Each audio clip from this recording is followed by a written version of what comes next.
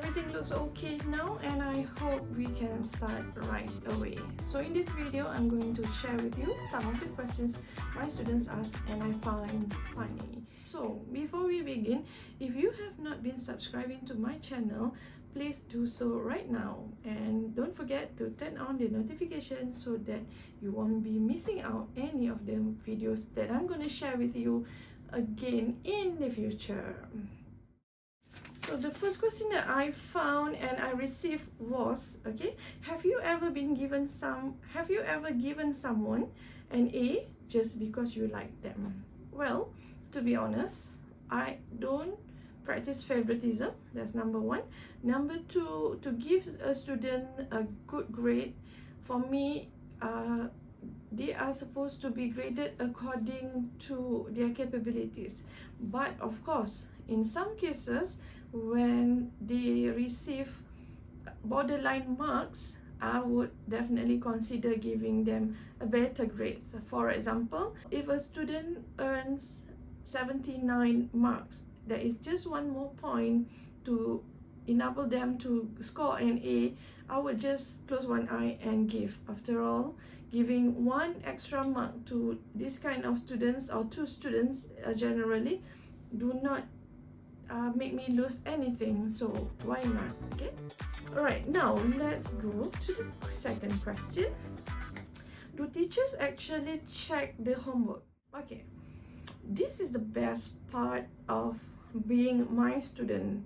I actually do not give my students a lot of homeworks. The homework becomes homework in my class is only when you cannot complete the task during class time. So let's say I give you 10 questions and then you can't complete all the 10 questions during my class, so you need to take your classwork to home and complete it. Then that is only the time when you have homeworks. Other than that, I am a teacher who does not give homework. I'm so nice, right? Now, number 3. Do I really read the essays I assign my students? The answer is yes. Number 1, because I love reading. Number 2 is because in my opinion, I believe that every student or everybody is a writer. So it's just a matter of practice and vocabulary and word choice that makes us different. So most of the time, whenever I give students essay as homework, I would definitely read. And also,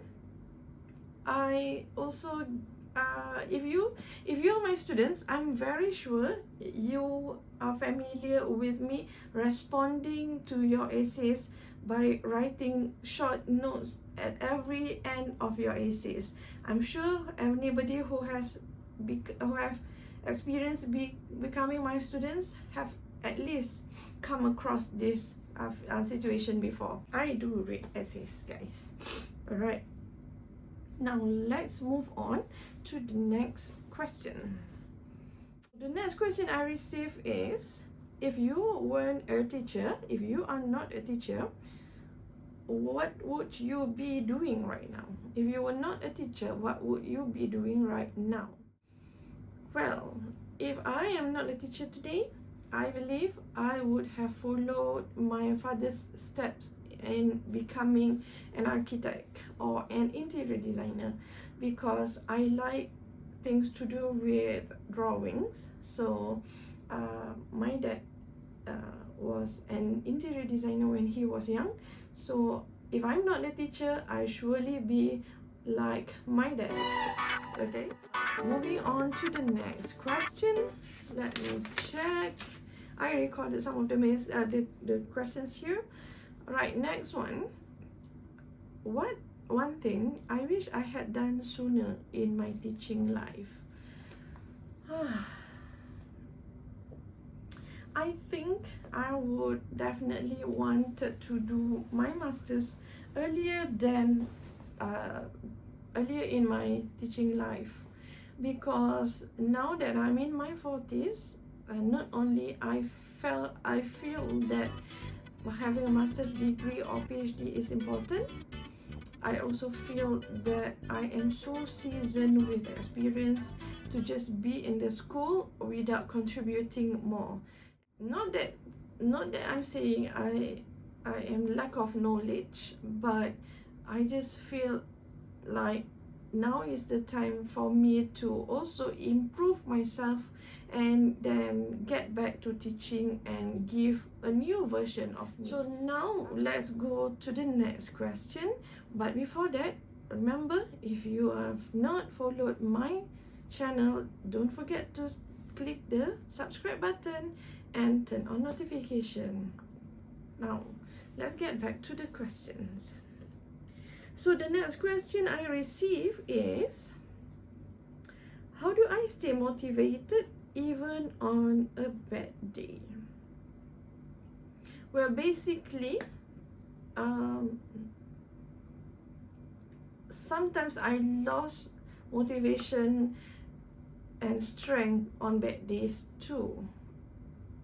On worst scenario, sometimes I also cry, but usually for me to get going, even though on bad days, I will just remind myself that this shall pass.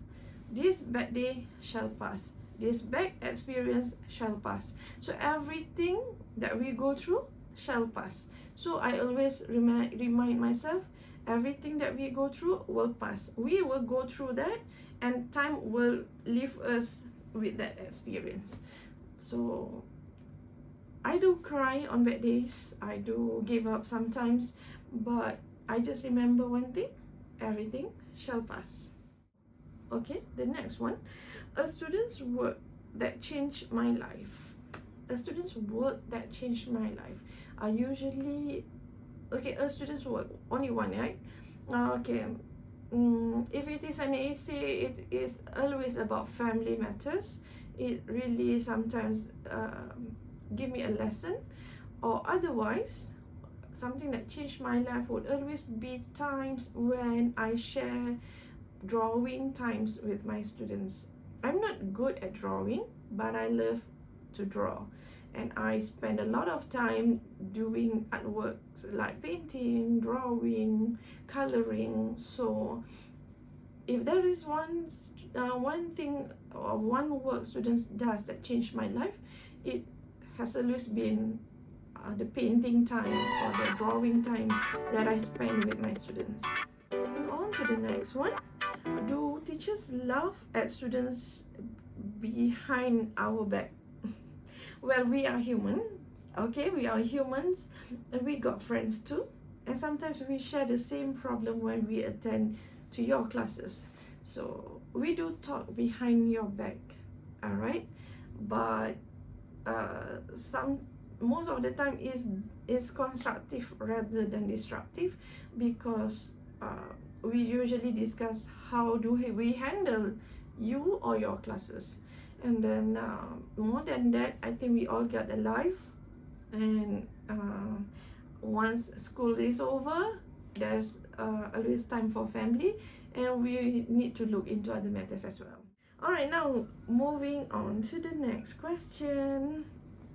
Do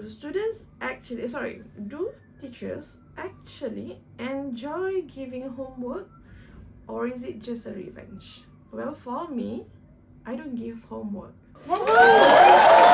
It's a revenge or not, for me, homework is given to you to enrich your learning process. Other than that, I do not see how homework is a revenge for teachers to give to students, at least not in my point of view, and I do not practice that. Let's go on.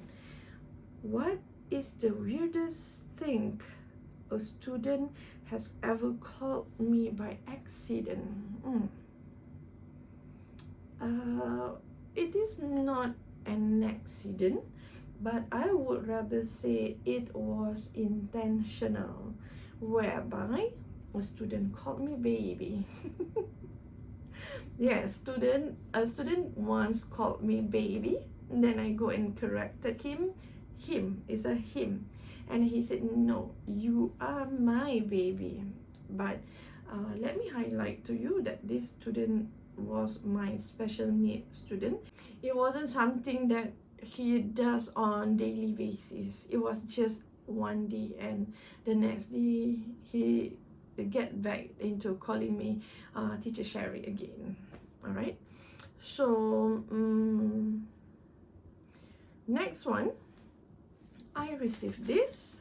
Do you ever make test questions ridiculously hard just to mess your students? Well, I think we do exam papers not to ridicule you.